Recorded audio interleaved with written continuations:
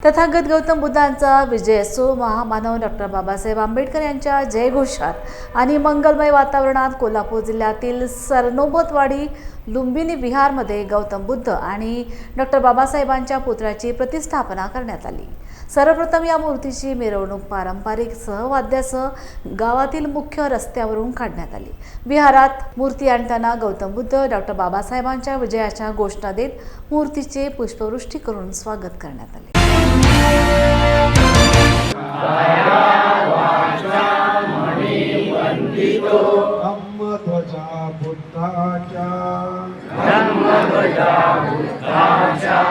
पवित्र होते जीवन हे 1920 पासून आंबेडकर युगाची सुरुवात झाली, तुम्हाला माहीतच आहे का?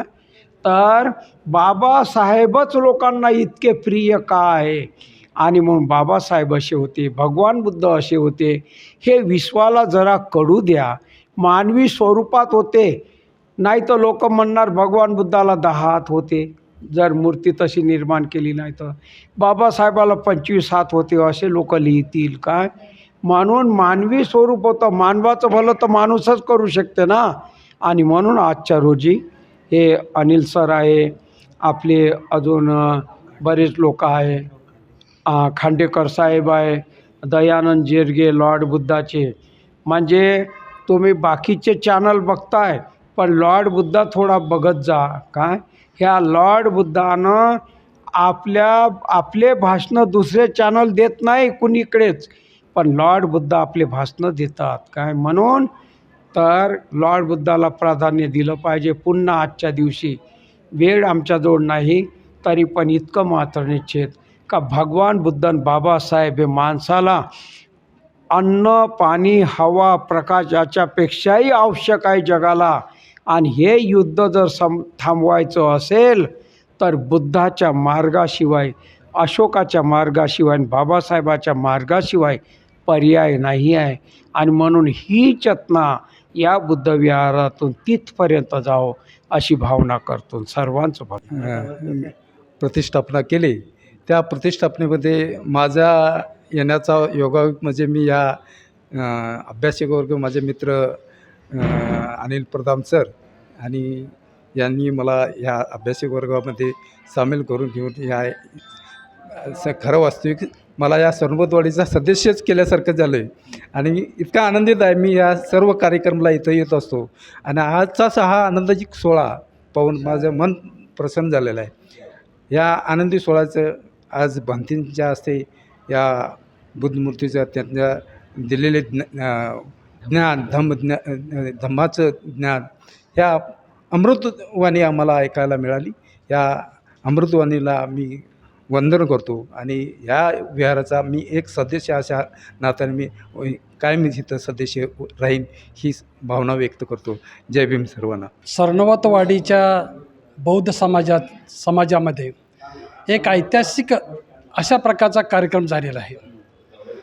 ऐतिहासिक असं का म्हणतो तर या दिवशी, आजच्या दिवशी डॉक्टर बाबासाहेब आंबेडकर यांची मूर्ती आणि भगवान बुद्ध यांची मूर्ती या दोन्ही महापुरुषांच्या प्रतिमेचं या मूर्तींचं या ठिकाणी प्रतिष्ठापना करण्यात आलं आहे।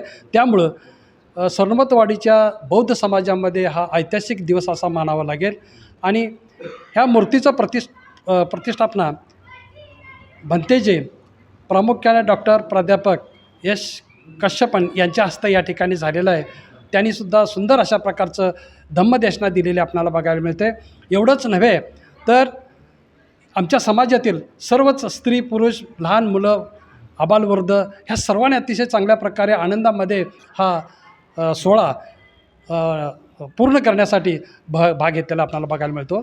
या ठिकाणी मी थांबते। ते आपल्या विहारामध्ये गेली 1.5 वर्ष झाले एक आपण प्रबुद्ध अभ्यासिका हा एक चांगला उपक्रम चालू केला आहे। त्याचे पण विद्यार्थ्यांची संख्या बघायला गेली तर खूप मोठ्या प्रमाणामध्ये होती आणि भक्तिमय वातावरणामध्ये आपण बुद्धमय वातावरणामध्ये प्रतिष्ठापना आज केलेली आहे।